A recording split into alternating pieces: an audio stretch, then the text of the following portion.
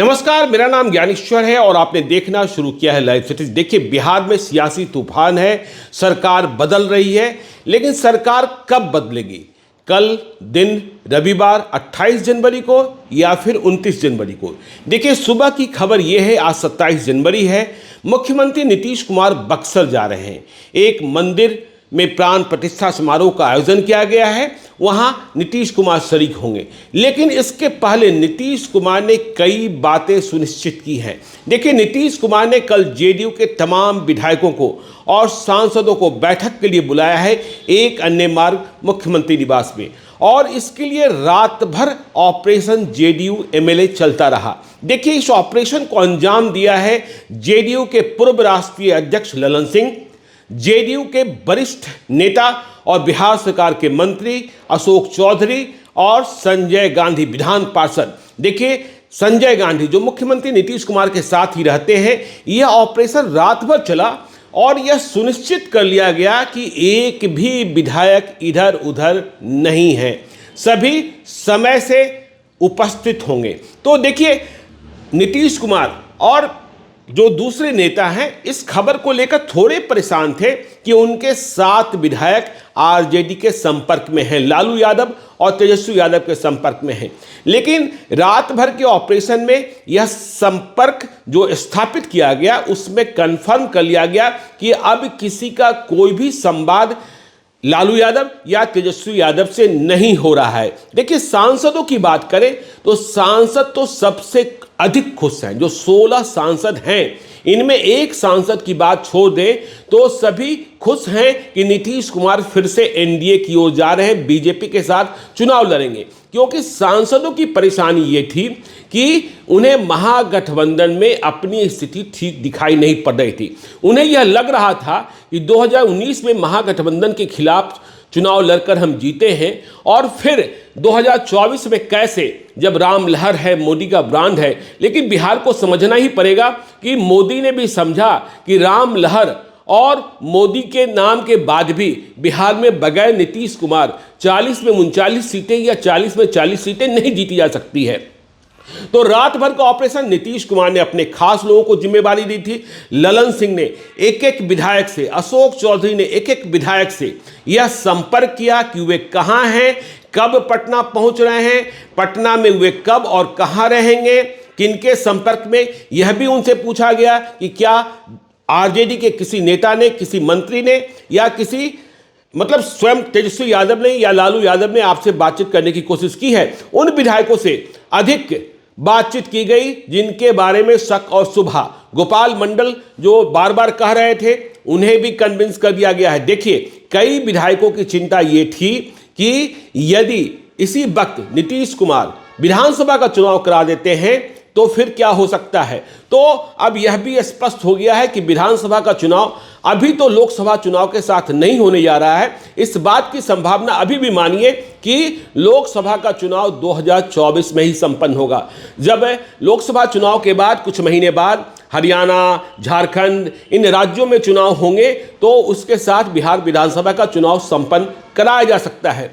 तो नीतीश कुमार भी अपनी पूरी तैयारी में लगे हैं, और नीतीश कुमार के पास 45 विधायक, 43 जीते थे, आपको मालूम है 2020 के विधानसभा चुनाव में। इसके बाद जमा खान जो बसपा के विधायक थे वे आए, फिर जो लोजपा के एक विधायक राजकुमार सिंह वे भी आ गए, तो 45 विधायकों के साथ। अब देखिए, आगे जो बातें चल रही हैं बीजेपी के साथ फाइनल स्टेज में है कि मंत्रिमंडल का स्वरूप का क्या होगा, कौन कौन लोग डिप्टी चीफ मिनिस्टर होंगे।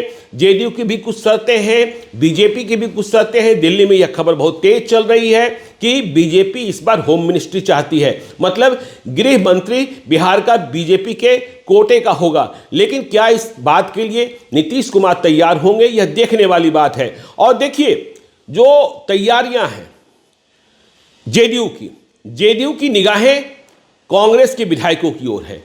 इसके बारे में आपको हम विस्तार से एक और वीडियो में बताएंगे कि कांग्रेस का ऑपरेशन क्या चल रहा है। देखिए, राज्यसभा के चुनाव के पहले कांग्रेस में खेला हो सकता है। आज कांग्रेस ने अपने सारे विधायकों को पूर्णिया बुलाया है, वहीं कांग्रेस विधायक दल की बैठक होगी। राहुल गांधी 29 जनवरी को बिहार में प्रवेश करने वाले हैं। तो जेडीयू ने अपनी तैयारी, बीजेपी की तैयारी पूरी है। बीजेपी में वे नेता मायूस हैं जो ये चाहते थे कि नीतीश कुमार के साथ अभी कोई समझौता नहीं हो, हम बिहार में अपने बूते लड़ें। लेकिन आपको पता है कि दिल्ली में दो टूक सवाल पूछा था अमित शाह ने वैसे नेताओं से जो इस गठबंधन के खिलाफ बन रहे गठबंधन के खिलाफ, उनसे ये पूछा कि आप ये बताइए कि बगैर नीतीश कुमार आप बिहार में लोकसभा की कितनी सीटें जीत सकते हैं। यह भी सच है कि हमारे साथ चिराग पासवान हैं, हमारे साथ पशुपति पारस हैं, उपेंद्र कुशवाहा हैं, जीतन राम मांझी हैं। तो ये आंकड़ा जो था वह 25 से 30 जो नेता दावा कर रहे थे कि कोई, किसी ने कहा 25 सीटें, किसी ने कहा 26 सीटें, किसी ने कहा 28 सीटें, मैक्सिमम 30 सीटें।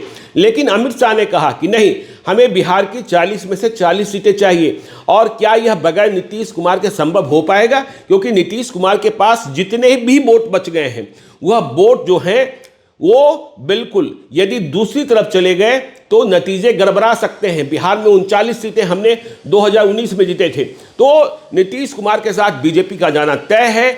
जो बातचीत है, देखिए अब कौन कौन नेता दिल्ली से आएंगे, केंद्रीय पर्यवेक्षक कौन किसे किसे बनाया जाएगा, जेपी नड्डा के आने की खबरें चल रही है। लेकिन जेडीयू ने यह सुनिश्चित किया है कि हमारी पार्टी के भीतर कोई सेंधमारी नहीं हो। उमेश कुशवाहा जो बिहार प्रदेश जनता दल यूनाइटेड के अध्यक्ष हैं, उन्हें भी इस ऑपरेशन में लगाया गया था। एक संजय गांधी ने सबसे पहले शुरुआत की थी, जो विधान पार्षद हैं। उन्होंने मुख्यमंत्री की ओर से सभी को न्योता भेजा, आमंत्रण भेजा कि आपको 28 जनवरी की सुबह में 10 बजे मुख्यमंत्री निवास एक अन्य मार्ग में पहुंचना है। वहां बिहार की वर्तमान परिस्थितियों पर चर्चा होगी, आगे का जो फैसला होगा। और जैसे ही कॉल लोगों के पास पहुंचने शुरू हो गए तो लोगों ने मान लिया कि बिहार में सरकार बदल रही है। और यह भी कहा गया कि देखिए, मुख्यमंत्री निवास में होने वाली बैठक के पहले आपको किसी जमात की बैठक में शामिल नहीं होना है। आपको कहीं सामूहिक रूप से, चाहे छोटे छोटे टुकड़ों में, मतलब कोई ऐसा ना हो कि किसी जाति के नाम पर, किसी समाज के नाम पर आप 5 लोग 7 लोग बैठक करना शुरू कर दीजिए। यदि इस तरीके की बैठक करेंगे तो नीतीश कुमार नाराज होंगे और इसका संदेशा ये जाएगा कि ये लोग नीतीश कुमार के फैसले, आप लोग नीतीश कुमार के फैसले के साथ नहीं हैं। तो जेडीयू के विधायकों ने कहा कि देखिए, जो फैसला नीतीश कुमार करेंगे वह फैसला हमें सिरोधार्य होगा और उसे ही मानेंगे। तो बिहार में सत्ता परिवर्तन की तैयारी तेजी से चल रही है। राजभवन में भी तैयारियां हैं। लेकिन सवाल यह है कि क्या कल ही नीतीश कुमार शपथ ले लेंगे या फिर तारीख 1 दिन बाद या 2 दिन बाद? इसमें कहीं कोई शक शुबा नहीं है कि सत्ता परिवर्तन नहीं होना है। देखिए, सोनिया गांधी और मल्लिकार्जुन खड़गे से भी बातचीत करने से नीतीश कुमार ने मना कर दिया। टाइम्स ऑफ इंडिया दिल्ली की रिपोर्ट कहती है कि कल सोनिया गांधी ने बातचीत करने की कोशिश की थी, मल्लिकार्जुन खड़गे ने बातचीत करने की कोशिश की थी, लेकिन नीतीश कुमार ने यह कहकर कि वे अभी व्यस्त हैं, जब मौका मिलेगा तो बात कर लेंगे। आप समझ सकते हैं कि सोनिया गांधी के कॉल को यदि नीतीश कुमार इग्नोर कर रहे हैं तो इसके मतलब क्या है, माने मतलब क्या है, नीतीश कुमार का फैसला कितना कठोर है और किस तरीके से वो संकल्पित हो चुके हैं। उन्हें इस बात की परवाह नहीं है कि लोग क्या कहेंगे। लालू यादव फिर से कहेंगे कि पलटू राम हैं, लेकिन नीतीश कुमार जानते हैं कि हम सीटें कितनी किसके साथ जीत सकते हैं। और डेमोक्रेसी में, चुनाव में, इलेक्टोरल प्रोसेस में सीटों का महत्व होता है। यह बात देखिए, जब अमित शाह ने भी कहा कि जब उनसे पूछा गया था राजस्थान पत्रिका के कार्यक्रम में कि क्या नीतीश कुमार के प्रस्ताव पर, नीतीश कुमार को लाने पर विचार हो रहा है, उन्होंने कहा प्रस्ताव आएगा और राजनीति में जो तो की बातें नहीं चलती है। कल सुशील कुमार मोदी ने भी कह दिया जब पटना आए वो कि दरवाजे बंद होते हैं, दरवाजे खुलते रहते हैं। यह समय और आवश्यकता जो महसूस की जाती है उसके हिसाब से फैसले किए जाते हैं।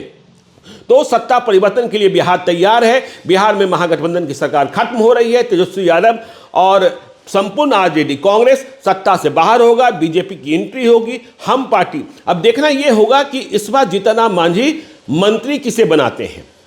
जीतन राम मांझी क्या अपने बेटे को मंत्री बनाते हैं, संतोष मांझी को? संतोष मांझी के बारे में चर्चा यह भी है कि वे गया लोकसभा क्षेत्र का चुनाव लड़ेंगे। बीजेपी में भी इस बात को लेकर चर्चा चल रही है कि जो लोकसभा चुनाव लड़ना चाहते हैं या जिन्हें लोकसभा चुनाव लड़ाने पर विचार किया जा रहा है, उन्हें मंत्री पद की शपथ नहीं दिलाई जाए। मतलब यदि आप लोकसभा के टिकट की दावेदारी कर रहे हैं तो मंत्री पद की दावेदारी छोड़नी होगी। इन खबरों पर हम लगातार बने हुए हैं। बिहार की खबरें सबसे पहले आपको लाइव सिटी बता रहा है। हमने जब यह कहना शुरू किया था 4 महीने पहले, आपको याद होगा 25 सितंबर 2023 को ही लाइव सिटीज ने इस बात की भविष्यवाणी की थी कि नीतीश कुमार का मन डोल रहा है, और पिछले एक महीने से तो हम लगातार कह ही रहे थे। कई लोगों को विश्वास नहीं होता था, कई लोग संशय करते थे और कई लोग कहते थे कि कहां से ये बातें हम ला रहे हैं, लेकिन जो बातें हम कह रहे थे वही बातें अब सच साबित हो रही है। बिहार की सत्ता में, बिहार की सत्ता बदल रही है। नीतीश कुमार एनडीए के साथ जा रहे हैं और जेडीयू बीजेपी के साथ सरकार बनाने जा रही है। आगे क्या, यह भी आपको बताएंगे। आप देखते रहिए लाइव सीरीज को। यदि अब तक आपने हमारे यूट्यूब चैनल लाइव सीरीज को सब्सक्राइब नहीं किया है तो जरूर कर लीजिएगा, और यदि इस वीडियो को आप फेसबुक पेज के माध्यम से देखें तो पेज को लाइक कीजिएगा, ट्विटर पर भी हमें फॉलो कीजिए। धन्यवाद।